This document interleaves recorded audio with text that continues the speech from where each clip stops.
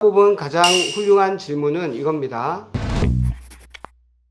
맨발 걷기 무엇이든 물어보세요인데, 제가 지구에서 가장 행복한 의사인데 요새는 별명이 맨발 의사로 자꾸 바뀌고 있습니다. 자, 맨발 걷기 여전히 장소에 대한 이야기가 많은데 활성산소 이야기를 오늘 좀 많이 하려고 합니다.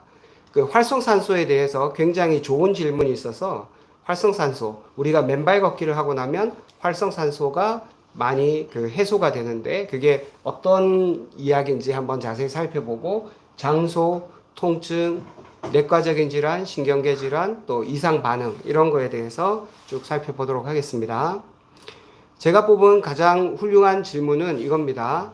맨발 걷기로 자유전자가 이제 땅에서 들어와 갖고 활성산소를 없애버린다면 활성산소가 세균을 억제하는 기능도 있고 노화된 세포를 제거하는 좋은 기능도 있는데 이런 것까지 억제되는 거 아닌가요? 이런 질문이 있었습니다.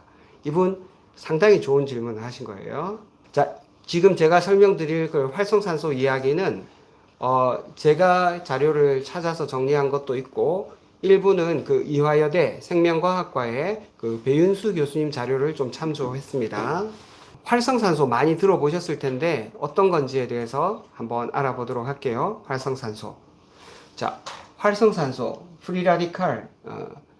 이 활성산소는 암을 포함해서 뭐 피부 노화까지 그리고 심혈관 질환, 뇌졸중, 당뇨, 뭐 위염, 동맥경화, 이런 파킨슨이나 치매 같은 신경계 질환, 이런 다양한 그 질병들의 어쩌면 뭐 거의 만병의 근원이다 할 만큼 활성산소가 우리 몸에 그 해를 끼치는 게 엄청 많습니다. 자, 그 활성산소가 그러면 어떤 내용이냐?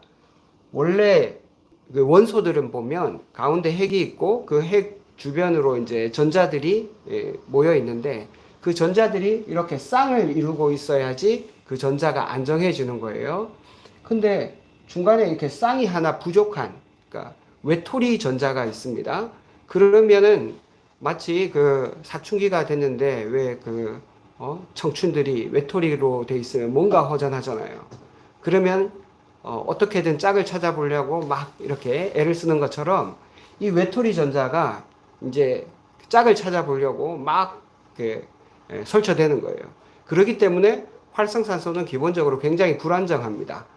여러분들 호르몬은 막 올라오는데 아직도 짝이 없는 그런 그 청춘을 생각하시면 되겠습니다.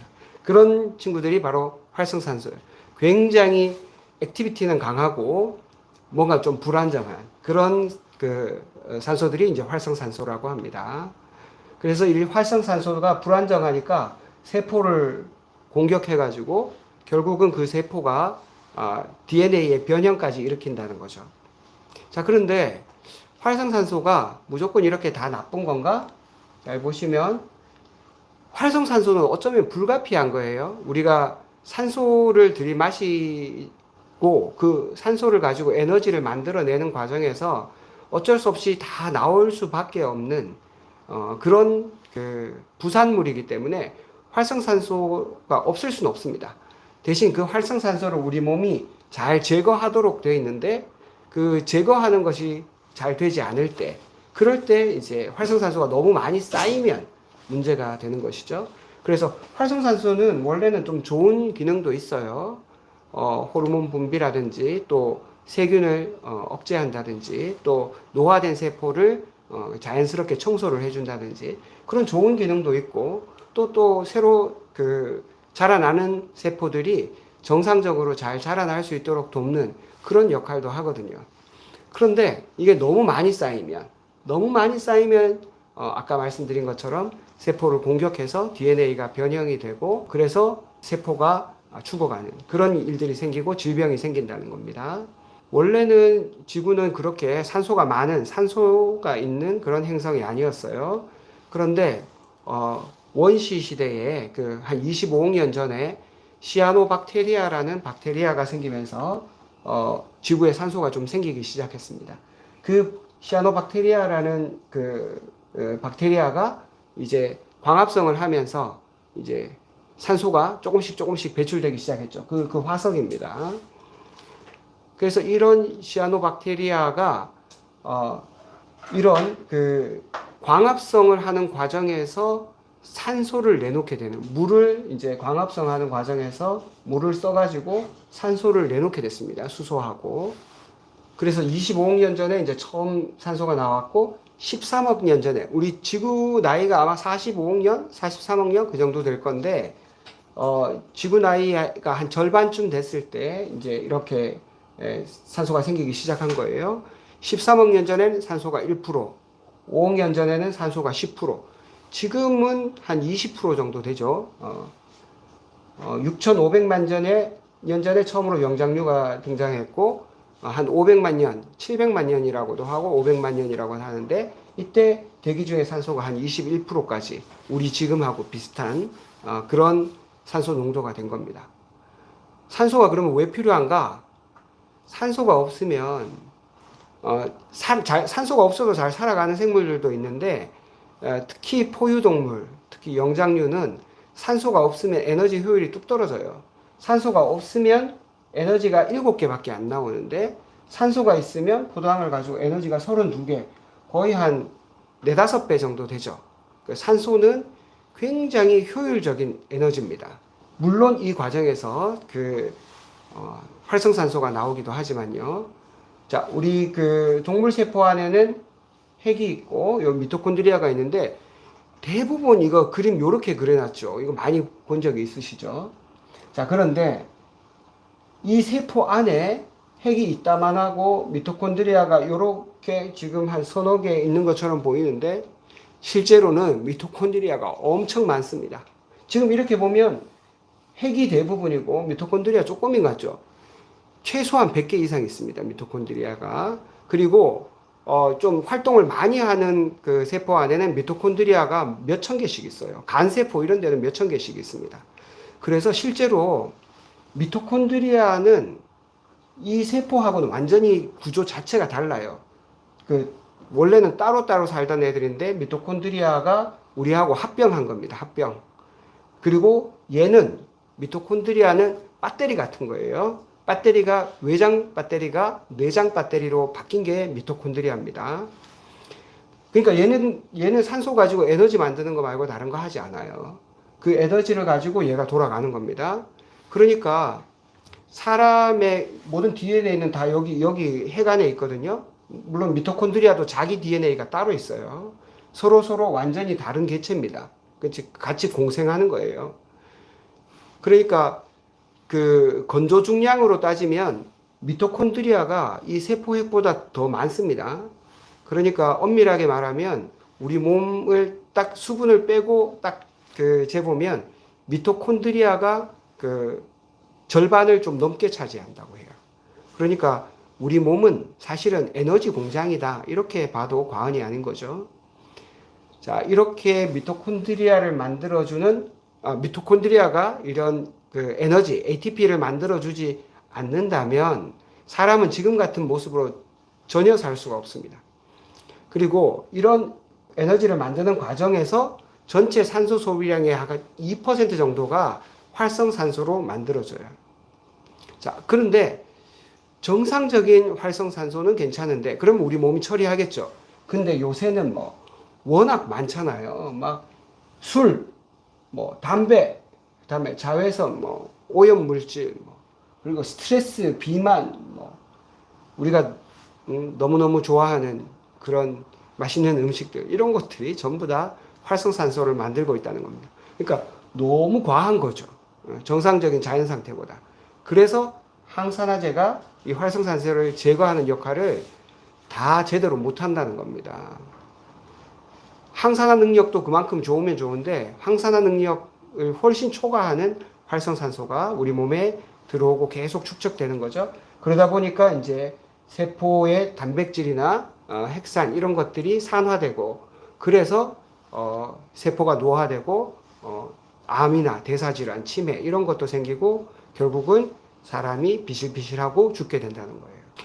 그러니까 이런 활성산소를 제거하는 게 우리 몸 안에도 있습니다. 이런 다양한 카탈레이즈라든지 SOD 같은 이런 효소들도 있고, 외부에서 들어오는 항산화제도 있어요. 비타민 C, 비타민 E, 그리고 미네랄, 이때 미네랄은 아연이 굉장히 큰 역할을 차지하고요. 베타카로틴은 그 당근에 많죠. 그러니까 색깔이 진한 그 황색, 주황색 이런 그 음식들에 많은데, 그런 베타카로틴이 우리 몸 안에 들어와서 비타민 A로 바뀌고 그것이 항산화제 역할을 한다는 겁니다. 이런 거 많이 먹으면 좋겠죠. 근데 비타민 A는 너무 많이 먹으면 독성이 있기 때문에 비타민 A는 너무 과하면 안 되고, 내부 항산화제들은 우리가 잘 쓸 수 있으면 좋을 겁니다. 여기 글루타레독신이라고 되어 있는데, 글루타치온도 요새 그 약으로도 쓰고 많이 나오죠. 그런 것도 굉장히 강력한 항산화제입니다. 미네랄 중에서 아까 아연 말씀드렸는데 셀레늄도 굉장히 강력한 항산화제예요. 자, 그러니까 활성산소 지수는 너무 적어도 안 되고, 그러면 생명 현상이 떨어진다는 거고요. 좀 너무 많아도 안 돼요. 그러면 생명체가 죽게 되죠. 적당해야 되는데 우리 현대인들은 활성산소가 너무 많은 환경에서 살고 있다. 그래서 활성산소가 우리한테 병을 가져다 주는 나쁜 놈이라고만 생각할 게 아니라 조절만 된다면 좋은 역할도 한다는 거예요. 그래서 나쁜 활성산소는 지속적으로 생성이 되고 이런 단백질이나 핵산 이런 거를 산화시켜서 암을 일으키기도 한다. 근데 좋은 활성산소는 우리 외부의 침입자들을 막아주고 호르몬을 만들게 해주고 또 세포가 더 성장하고 잘 자라도록 도와주기도 한다. 이거 기억하시고, 그러면 우리 몸 안에서 활성산소의 영향을 가장 많이 받는 곳이 어디냐? 외부하고 맞닿는 곳입니다. 그래서 피부를 포함해서 호흡기, 그 다음에 식도, 가장 많은 곳이 장이죠, 장. 장은 끊임없이 그 안에 세균들이 많이 살고 있기 때문에 세균의 숫자가 우리 몸의 세포 숫자보다 몇 배 더 많습니다. 적게는 3배, 많게는 10배라고까지 하는데, 이런 세균들하고 계속 붙어 있기 때문에 장 점막 면역이 우리 몸에서 엄청 중요하고 그게 활성산소의 영향을 많이 받습니다. 그래서 장 점막은 언제든지 세균, 또 걔네들이 만들어낸 독소, 또 음식물 찌꺼기 이런 것들이 막 섞여 있기 때문에 이런 장내 세균을 우리가 잘 관리를 하지 못하면 사람도 비실비실 맛이 가게 되는 거죠. 그게 이게 실험으로 한 건데, 지금 여기 파리입니다. 파리. 정상 파리하고 요거 두옥스라는 게 이제 활성산소를 이제 제거하는 그런 유전자인데, 그런 활성산소를 잘 제거하지 못하니까 파리 장 속에 균들이 엄청나게 많아지죠. 저기 보시는 것처럼 원래는 요렇게 요 정도 되는데 엄청 많아지는 거예요. 그러니까 이런 파리는 오래 살지 못하겠죠. 그래서 실제로 실험을 해보니까 이런 활성산소를 잘 제거하지 못하는 유전자를 가진 파리들은 금방 죽는다는 겁니다. 정상 파리는 이렇게 사는데, 자, 그래서 활성산소에 대해서도 우리가 2가지 관점을 꼭 가지셔야 돼요. 정상적인 활성산소의 기능은 항산화제하고 균형을 이룰 때 우리 몸이 더 건강하고 잘 자라게 되는데, 그러지 못하면 항산화제가 너무 부족하고 활성산소가 너무 많아도 안 되고, 항산화제만 너무 많고 활성산소가 너무 적어도 안 된다는 겁니다. 자, 이거 여크-더슨 그래프라는 건데, 이게 이제 스트레스가 너무 많다. 그리고 이거는 얼마나 잘 사는가, 좋은 성과를 내는가 하는 건데, 스트레스가 너무 적어도 성과가 별로 없고 너무 많아도 효과가 없다. 적당한 수준이라야 된다. 자, 이거를 활성산소에도 그대로 얘기할 수 있습니다. 여크-더슨 커브가 스트레스나 운동, 활성산소도 마찬가지입니다. 너무 적어도 안 되고 너무 많아도 안 된다. 그래서 가장 우리가 행복하고 건강하게 살려면 적당한 정도의 활성산소가 필요하다. 그리고 스트레스가 근데 대체로는 좀 많죠, 우리가. 스트레스는 너무 많고 운동은 너무 안 하고, 이게 우리 문제니까 활성산소도 잘 조절하면 좋은 친구로 살 수 있다. 그러자면 활성산소를 우리 몸 안에 들어오는 거는 최대한 좀 줄이고, 요새 너무 많으니까. 그리고 그 항산화 능력은 좀 키우고 밸런스를 유지하면 우리가 더 건강한 삶을 살 수 있다. 이렇게 말씀드릴 수 있겠습니다. 자, 이 활성산소를 아까 그 질문자의 질문에 다시 한번 답변을 드리면, 현대인들은 활성산소가 대체로 너무 과합니다. 그러니까 우리가 그 땅바닥과 맨발로 만난다면 자유전자들이 들어와서 과도해진 그런 활성산소를 좀 줄여서 효과를 일으키는 것이고, 정상적으로 있는 활성산소까지 다 제거하는 그런 일은 발생하지 않으니까 너무 걱정 안 하셔도 됩니다. 자, 가장 많이 들어왔던 질문은 역시 어디가 좋은가예요. 지금